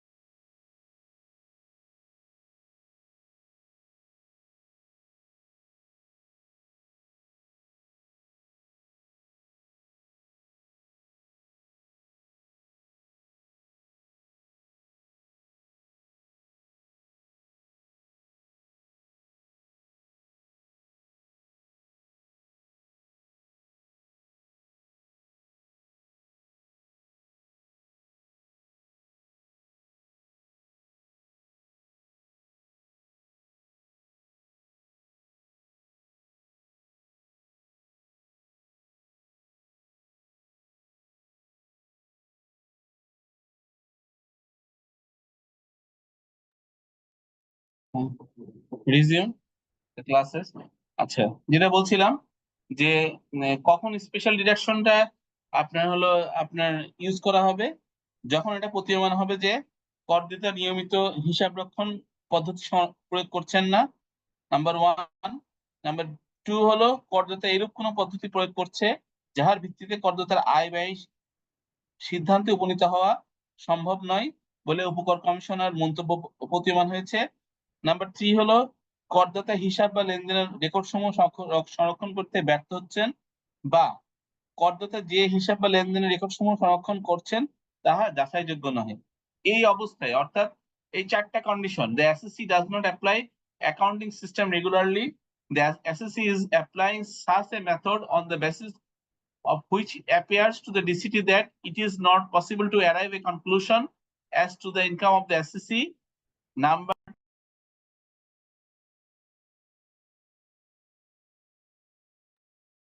আমার কথা কি এতক্ষণ শোনেন নাই? স্যার শুনতেছি স্যার। ওকে। Number 3 হলো the SSC has failed to maintain accounts and transaction, অর্থাৎ সে কোনো আপনার লেনদেনের রেকর্ড সমূহ সংরক্ষণ করতে পারে না। And finally হলো accounts and transaction maintained by the SSC are not verifiable, মানে এমন ভাবে অ্যাকাউন্টস মেইনটেইন করতেছে যে আপনার হাতে কলমে অথবা এমন আছে কোন জায়গায় ওই আপনার হলো ঘরের কি বলে ইয়েতে দেয়ালে লিখে রাখতেছে, অথবা একটা এমন একটা কোনো চিট করে লিখে রাখতেছে, অথবা এমন জায়গায় লিখে রাখতেছে which is not verifiable. In such cases, notwithstanding anything contained in any other section of Income Tax Act 2023, 60% of the market value of the agriculture produced shall be treated as allowable expenditure. অর্থাৎ এই ক্ষেত্রে শুধুমাত্র উৎপাদিত যে কৃষি পণ্য আছে সেটা যে বাজার মূল্য অর্থাৎ যেটা মার্কেট ভ্যালু থাকবে, বাজারে যেটা বিক্রি করে যে টাকা পাবে সেটার 60% হবে হলো আপনার অনুমোদিত খরচ হিসেবে বিবেচিত হবে, যদি আমরা হিসাব মেনটেন না করি। আর যদি হিসাব মেনটেন করি তাহলে যেটা আপনার যেভাবে আমরা এক্সপেন্ডিচার পাচ্ছি, যেগুলো আমাদের ট্রানজেকশনে আমাদের সবকিছু লিপিবদ্ধ আছে, আমরা প্রপার হলো আপনার রেকর্ডিং করতে পারতেছি, সেগুলো আমাদের 100%ই আপনার অ্যালাউবল এক্সপেন্ডিচার হিসেবে ট্রিট হবে। বাট একটা কথা এখানে আমাকে শুধু মনে রাখতে হবে, সেটা হলো যে কোনো ডিডাকশন অ্যালাউবল হবে না যদি না ইনকামটা আসে আপনার কোথা থেকে, আপনার মানে যদি আপনার এই ইয়েটা কি বলে এগ্রিকালচার ইনকাম আসে কোথা থেকে, ওই যে আপনার আদি বর্গা বা ভাগ, অর্থাৎ আমি জানি না আপনাদের এলাকায় আছে কিনা, বাট আমাদের এলাকায় আছে। সে মনে করেন আমি হলো একটা কৃষি জমির মালিক, আমার মনে করেন 5 বিঘা কৃষি জমি আছে। আমি সাধারণত কি করব, আমার পক্ষে তো আর কৃষি কাজ করা সম্ভব না, আমি কোন একজনকে লিজ দিয়ে দিই, কোন একটা কৃষককে লিজ দিয়ে দিই যে হ্যাঁ ঠিক আছে 5 বছরের জন্য অথবা 2 বছরের জন্য তোমাকে লিজ দিলাম, এই প্রতি বছরে আমাকে 1 লাখ টাকা করে অথবা 50,000 টাকা করে দিবা, শেষ।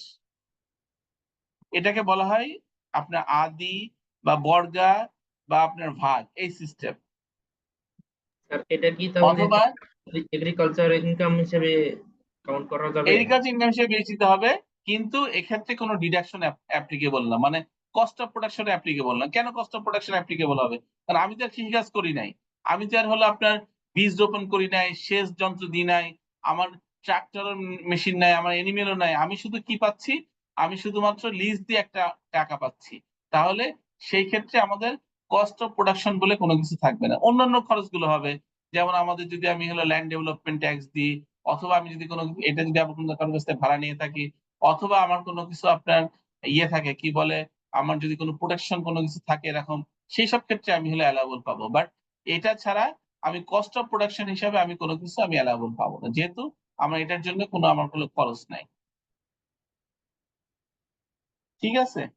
আচ্ছা, এরপরে আছে আমাদের কোন কোন ক্ষেত্রে আপনার হলো বিয়োজন হলো অ্যালাউবল ডিডাকশন অনুমোদিত হবে না।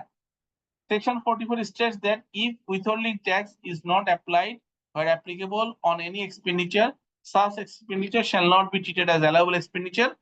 Additionally, the provision of Section 55 of Income Tax Act 2023 as if the provision was related to income from agriculture. অর্থাৎ প্রথম কথা হলো যে আমাদের হলো সে মনে করেন আমরা কমার্শিয়ালি হলো আপনার কি করি, আপনার হলো উৎপাদন করি। সে আমি বললাম এই যে আমাদের ইয়ে আছে, এর নাম কি, আহ, নাম কি এটাকে, এটা এই হলো দীপ্ত আছে, তারপরে কি সব আপনার গোল্ডেন হারভেস্ট আছে, এরা মনে করেন যে বাণিজ্যিক ভাবে উৎপাদন করে, যারা কৃষি কাজ করে বাণিজ্যিক ভাবে। এখন তারা সেখানে যদি সে মনে করেন তারা একটা হলো মেশিনারি কিনছে, মেশিনারি কিনলে কি হবে, সেখানে যদি আমার হলো অ্যালাবলে ইয়ে থাকে রিলেটেড আপনার হলো আহ আহ, কি যেন উইথহোল্ডিং ট্যাক্স থাকে, তাহলে সেটা পেমেন্ট করতে হবে। আবার মনে করেন যে আমি হলো, তো আমি যেহেতু কমার্শিয়ালি কাজ করি, আমি মনে করেন অডিট করাচ্ছি, তাহলে কি করতে হবে, আমাকে অডিট করাতে হলে আমার অডিট ফি আমাকে পেমেন্ট করতে হবে। অডিট ফি পেমেন্টের সময় আমাকে কি করতে হবে, 10% ট্যাক্স কাটতে হবে, 15% ভ্যাট আমার দিয়ে আসতে হবে। এইগুলো যদি আমি না করি, যেখানে অ্যাপ্লিকেবল ট্যাক্স আছে সেই ট্যাক্সটা আমি রিডাকশন না করি, তাহলে ওই রিলেটেড এক্সপেন্ডিচার গুলো আমার অ্যালাউবল হবে না। সেটাই বলা হচ্ছে, তখন এটাকে জেনারেল ইনকাম হিসাবে, জেনারেল এগ্রিকালচার ইনকাম হিসাবে ট্রিট হবে এবং তারপরে রেগুলারেটেড ট্যাক্স ঘাটতে হবে। এই হলো আমাদের ইনকাম রিলেটেড মানে সেকশন রিলেটেড কথাগুলো। এখন আমরা চলে যাচ্ছি রুলে। আমরা রুল 31 এবং 32 দেখবো।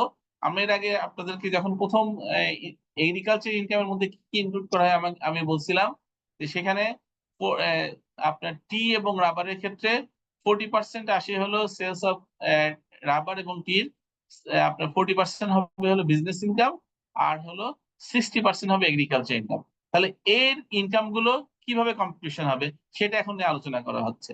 Income derived from sale of tea grown or manufactured by the seller in Bangladesh shall be computed as if 40% of such income was derived from business and 60% of such income was derived from agriculture। অর্থাৎ আমরা যে চা যে আপনার হলো বিক্রি করতেছি, যে প্রসেস চা বিক্রি করতেছি, সেটার 60% আমি ইনকামে নিয়ে আসবো হলো এগ্রিকালচার এবং 40% হবে হলো আমার বিজনেস ইনকাম। আচ্ছা, এক্ষেত্রে আমাদের অ্যালাউবল এক্সপেন্ডিচার কি হবে, বলা হচ্ছে যে in computing income from business an allowance shall be made in respect of the cost of planting bushes in replacement of the bushes that have died or become permanently useless।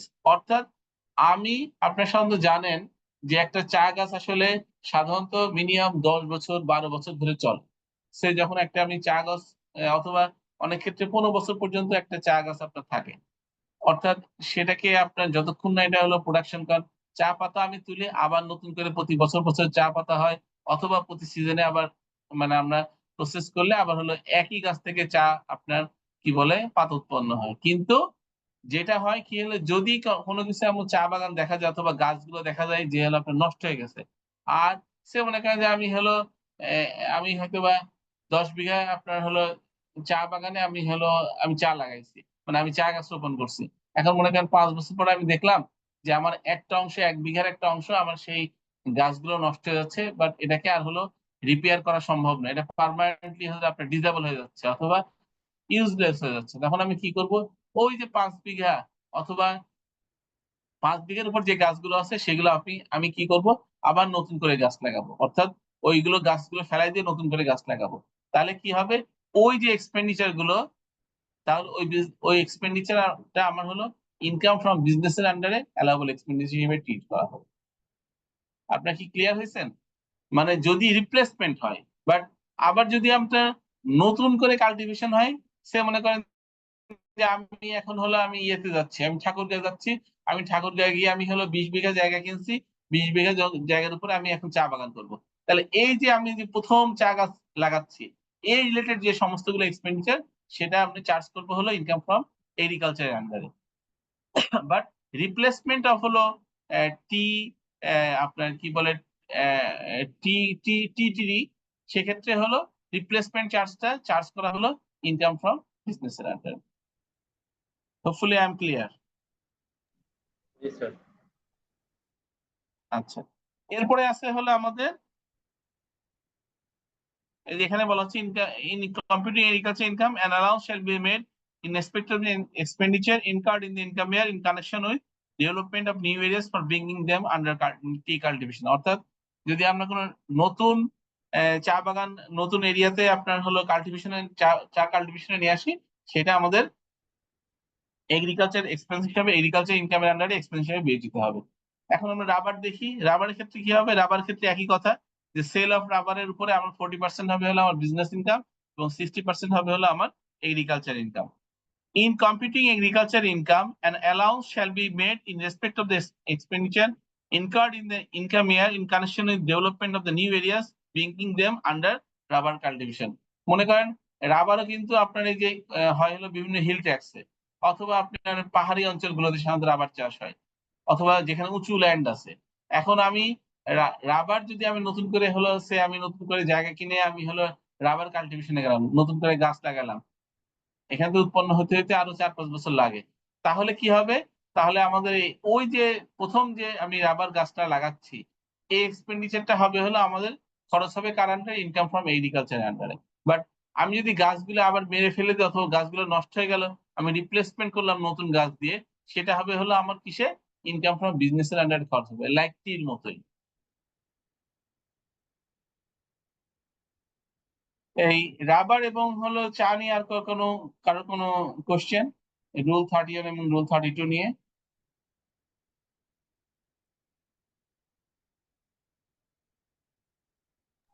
না sir. ওকে, এরপরে আছে আমাদের 60 আমাদের exemption সম্বন্ধে বলা আছে। আমাদের প্যারা 19 এবং প্যারা 20-তে অফ পার্ট 2 আপনার 6 শিডিউলে আমাদের এক্সামশনের কথা বলা আছে। এক্সামশনটা কি? An income of an individual being an indigenous hillman of any of the hill districts of Rangamati, Bandarban and Khagrachari, which has been derived solely from the economic activities undertaken within the said hill district. অর্থাৎ যদি কোনো আদিবাসী পাহাড়ি, এবং এদেরকে বলা হয় কি? নৃগোষ্ঠী বলা হয়, নৃগোষ্ঠী এদেরকে বলা হয় সাধারণত। বাংলাটা আপনাদেরকে পড়ে শোনাচ্ছি আমি।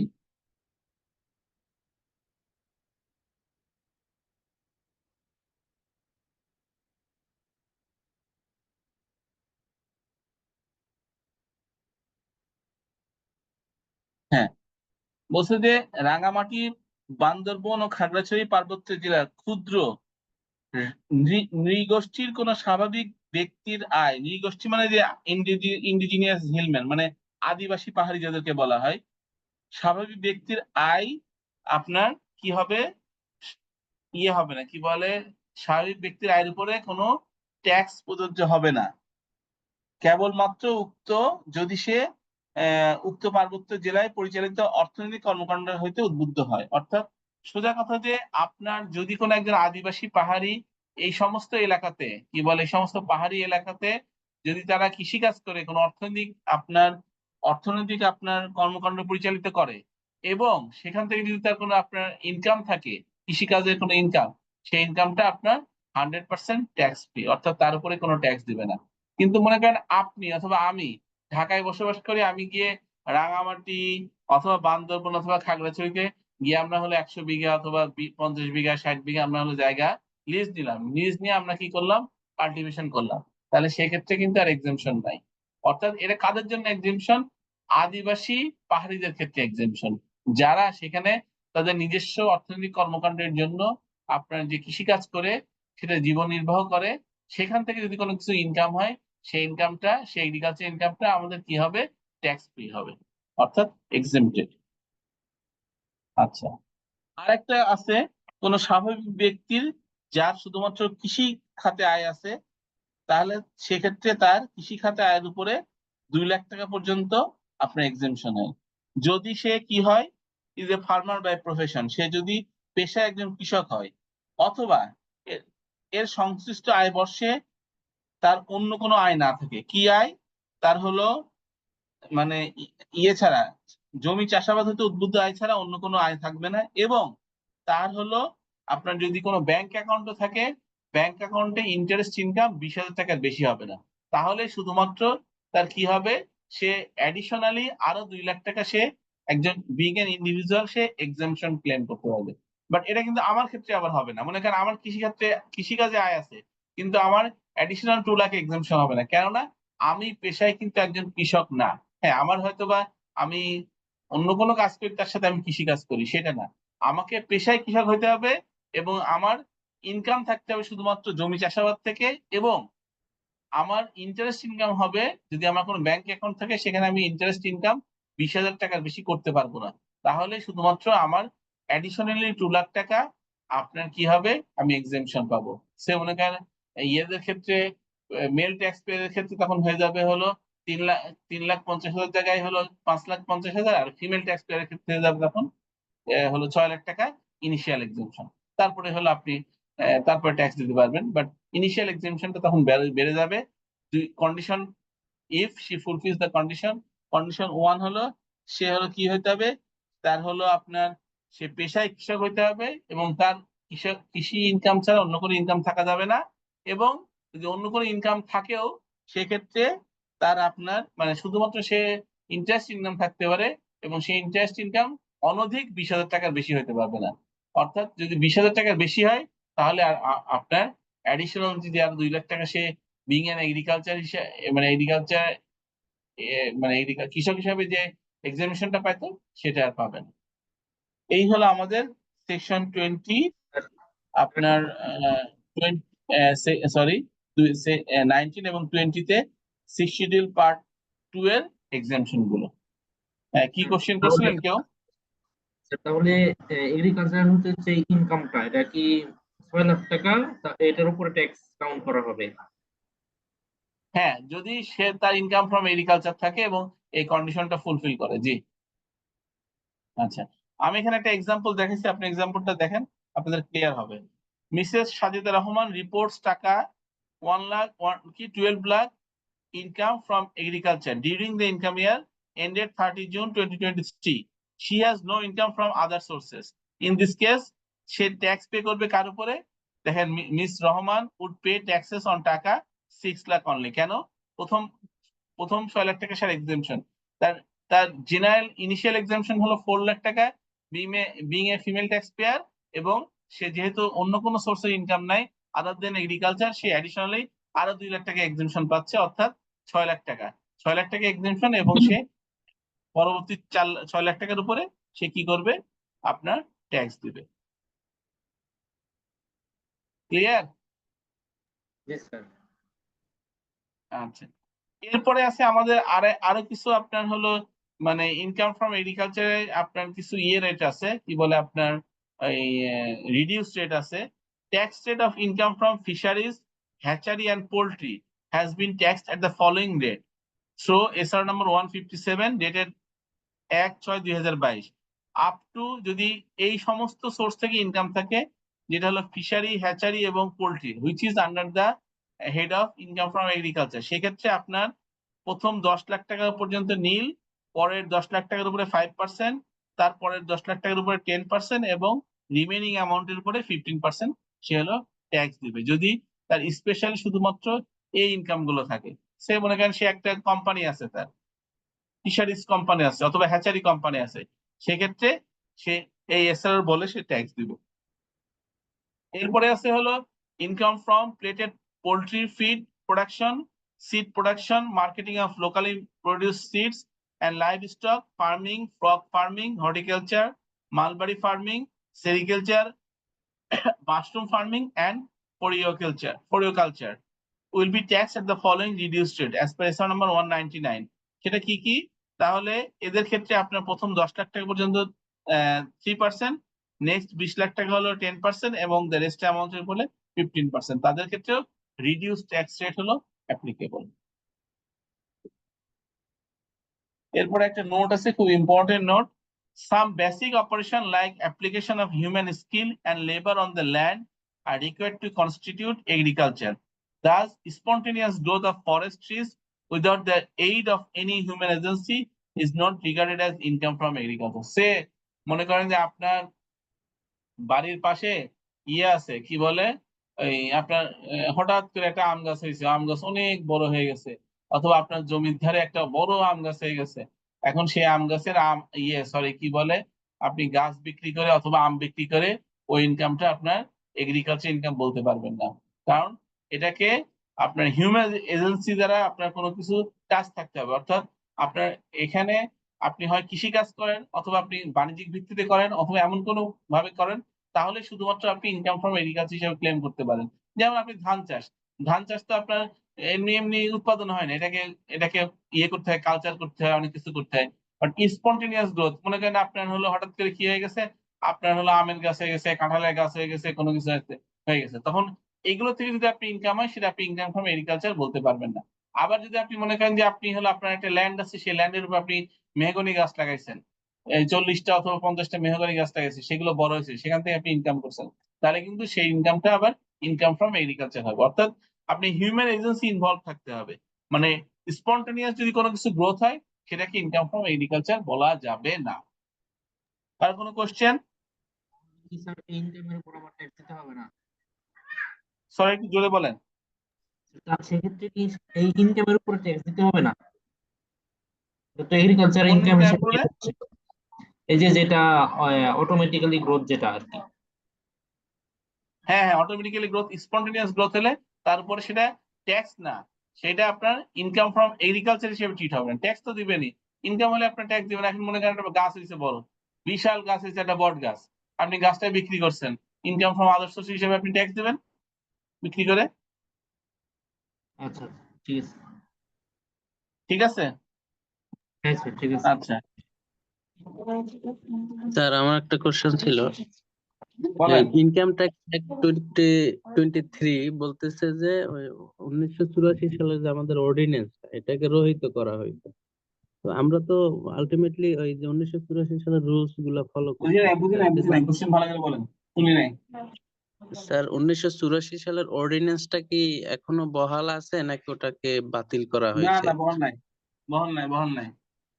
তবে স্যার তাহলে আমরা এই যে রুলস গুলা স্যার, রুলস গুলা কেন রুলস ফলো গুলো বহাল করতেছি? আছে, রুলস বহাল আছে, অর্ডিন্যান্স নাই কিন্তু রুলস বহাল আছে, রুলস বাতিল করে নাই, ঠিক আছে, রুলস গুলো আছে। ও আচ্ছা আচ্ছা, ঠিক আছে স্যার। আর কারো কোনো কোশ্চেন?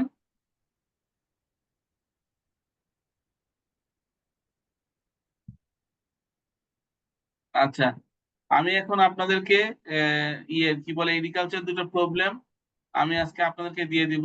আজকে আমি আর কন্টিনিউ করতে পারতেছি না। এটা আপনারা একটু বাসায় করে নিয়ে বাসায় প্র্যাকটিস করবেন, তারপরে নেক্সট ক্লাসে আমরা হলো করব, কি বলে এটা, হলো কি, আমরা এই অঙ্ক দুটো নিয়ে আলোচনা করব, মানে যোগ করে দেবো। বাট আমি আমার আমার এক্সপেকটেশন যে আপনার একটু বাসায় নিজে নিজে আপনার করার চেষ্টা করবেন, তাহলে সুবিধা হবে, যে আপনার ফলোইং দা হলো আপনার থিওরির সাথে সেটা মিলানোর আপনার জন্য সুবিধা হবে, দুইটা অঙ্ক। ঠিক আছে। আর আমি ক্লাস সিনopসিসটা আজকে দিয়ে দিচ্ছি। আমি কি গত ক্লাসের আপনার হলো ইনকাম ফ্রম রেন্টের কি আপনার অ্যান্সার শিট দিয়ে দিয়েছিলাম? না স্যার, অ্যানসার দেন নেই, কোশ্চেন দিছেন। কে বলছে দেয়নি? আমার তো মনে করে আমি দিয়ে দিচ্ছি। স্যার প্রশ্ন 29 অক্টোবর যে ক্লাস কোশ্চেন দিয়েছিলেন, অ্যানসার দেন নাই।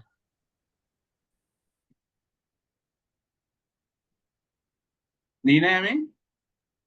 না স্যার, বলছিলেন আমাদের এটা করার জন্য, অ্যানসার বের করার জন্য। আচ্ছা ঠিক আছে, আজকে দিয়ে দিচ্ছি।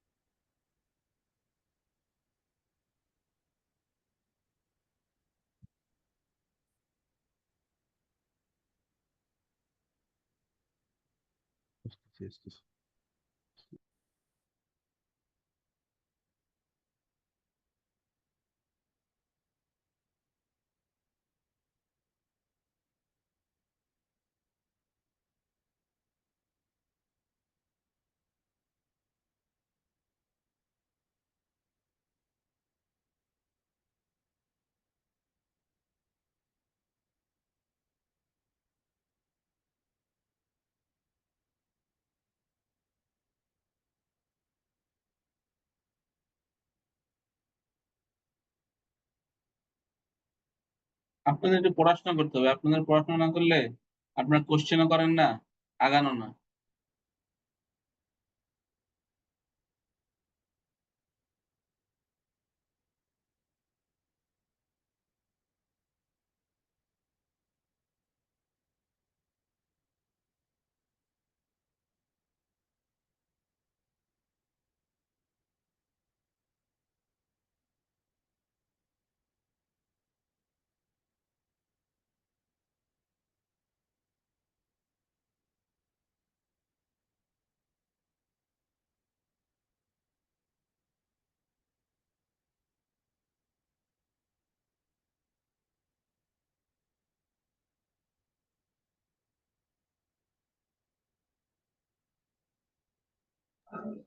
স্যার আমাদের ট্যাক্সের সিলেবাসটা তো অনেক বড়, কোন বিষয়গুলোতে একটু বেশি ফোকাস দেওয়া উচিত এটা যদি একটু বলে দিতেন।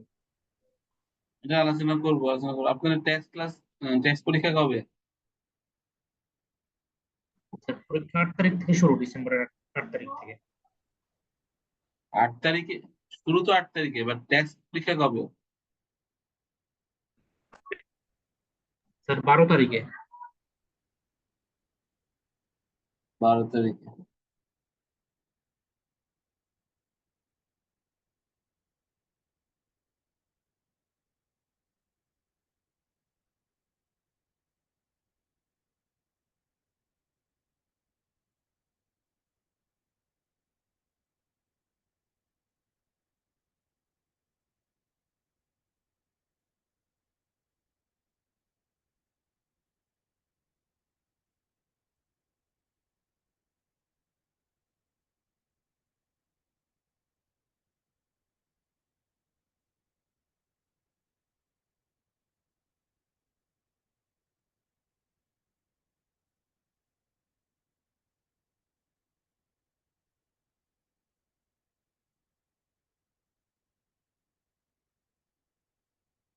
আমি আপনার 3টে অ্যাটাচমেন্ট আপনার ইয়েতে দিয়ে দিয়েছি, গ্রুপে দিছি। আশা করি আপনার সবাই পেয়েছেন। তারপরে আমি আপনাকে মেল করে দিচ্ছি। আমার কাছে যেন কার মেল আইডি আছে।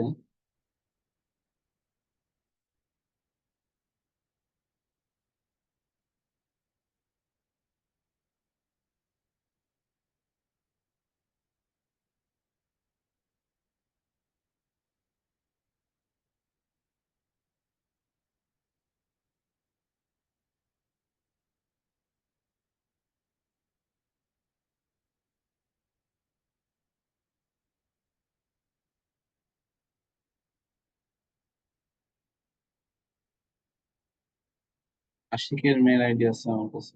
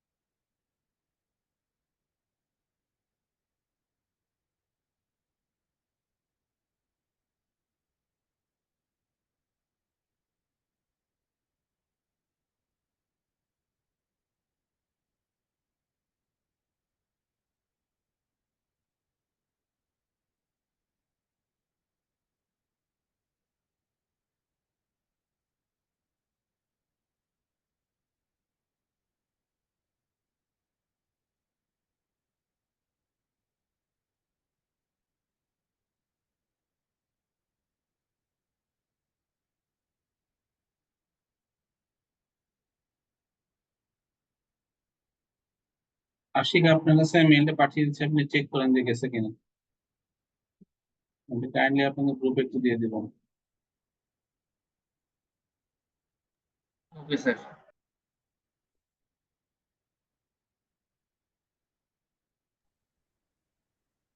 স্যার আসছে।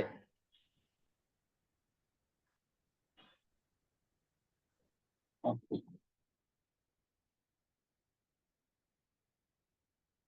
I'm requesting you further আপনাদের exam will knocking your door, সুতরাং ঠিক মতো পড়াশোনা করেন। স্পেশালি I'm requesting যে টেক্সটটা ভালো করে করেন, পাস হয়ে যাবে তাড়াতাড়ি।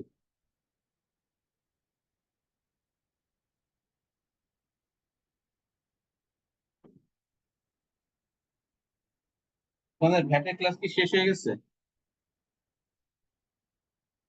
না স্যার, শেষ হয়নি। কয়টা হয়েছে ভ্যাটের ক্লাস আপনাদের?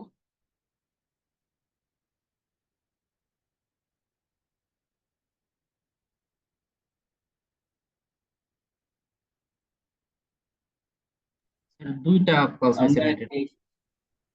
আমরা এই সপ্তাহে এই মাসের কটা ক্লাস পাবো? আর 2টা সর্বোচ্চ ক্লাস পাবো। আর নেক্সট আমাদের আজকে দিয়ে আমাদের 5টা ক্লাস হলো, তাই না? হ্যাঁ স্যার। হচ্ছে যে নেক্সট উইকের 3 তারিখ পর্যন্ত ক্লাস নেওয়া রাখতে পারে আর কি, ডিসেম্বরে। খুব টাইট শিডিউলে পড়ে যাবো আমরা। ওকে, আর মধ্যে যদি আমাদের হালিম ভাই আরো 2টা ক্লাস দিয়ে দেয় তাহলে আমরা তারপরে শেষ করতে হবে। আমরা নেক্সট ক্লাসে আলোচনা করব আপনার এই আপনার আজকের যে পড়লাম এগ্রিকালচারের অঙ্কটা, এবং আপনার বিজনেস ইনকাম থিওরি আলোচনা করব। এবং তারপরে আমরা একটা এক্সাম নিব, একটা এমসিকিউ এক্সাম নিব এগ্রিকালচার পর্যন্ত। তারপরে আমরা হলো নেক্সট ডে হলো আমাদের বাদ থাকবে হলো income from financial asset, income from other sources, income from security, না সিকিউরিটি না, income from financial asset, other sources. আমরা কভার করলাম income from employment, rent, agriculture, 3টা কভার করছি। তাহলে আর 4টা বাকি আছে আমাদের। একটা আছে হলো income from business, capital gain, income from other sources, আর হলো ফাইন্যান্সিয়াল অ্যাসেট। এগুলো মোটামুটি বিজনেস ইনকামে হয়তো 2টা ক্লাস লাগবে, বাট অন্যগুলোতে আপনার ওই ওই অন্য 3টাতে একটা ক্লাসে কভার করা যাবে মোটামুটি, হোপফুলি শেষ হয়ে যাবে আপনার। আর আমি যেহেতু আপনার ম্যানুয়াল পেয়ে গেছেন, আপনার ম্যানুয়াল সবাই পড়া শুরু করেন, এবং ওখানে যে ছোট ছোট অঙ্কগুলো আছে অথবা বড় অঙ্কগুলো আছে সেগুলো আপনার দেখা শুরু করেন। ঠিক আছে, আজকে এই পর্যন্তই। টেক কেয়ার, ভালো থাকবেন। আসসালামু আলাইকুম। আসসালামু আলাইকুম স্যার। আসসালামু আলাইকুম স্যার।